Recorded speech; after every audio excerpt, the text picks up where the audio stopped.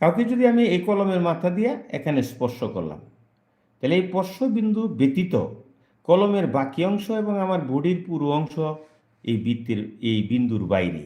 তাহলে স্পর্শ করেছে পি বিন্দুতে, আমরা যদি কলমের মাথার সাথে তুলনা করি তাহলে পি বিন্দুতে স্পর্শ করেছে, অতএব পি বিন্দু ব্যতীত পিঠের উপরস্থ যত বিন্দু আছে সব বিন্দু বৃত্তের বাইরে। এখানে যদি আরও নেই, এখানে কিউ নেই, তাহলে সকল বিন্দু বৃত্তের বাইরে থাকবে। যেহেতু পিটি পি বিন্দুতে স্পর্শক, সুতরাং পি বিন্দু ব্যতীত পিটি এর উপরস্থ সকল বিন্দু বৃত্তের বাইরে থাকবে। অতএব কিউ বৃত্তের বাইরে উপস্থিত। অতএব ও কিউ বৃত্তের ব্যাসার্ধ ওপি এর চেয়ে বড় এবং তার সকল কিউ এর জন্য সত্য। সকল কিউটা অনেক স্টুডেন্ট বুঝে না। এরকম যদি আমরা আরও রেখা নিই তাহলে সব কয়টা রেখা ওপির থেকে বড়। একটা জ্যামিতিক হলো পূর্বের নলেজ দিয়ে বর্তমান নলেজ প্রয়োগ করা।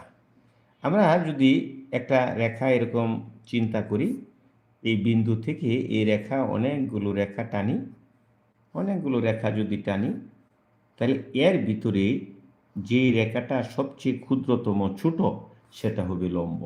তাহলে এখানে যত কিউ আছে তার মধ্যে ওপি হলো সবচেয়ে ক্ষুদ্রতম দূরত্ব।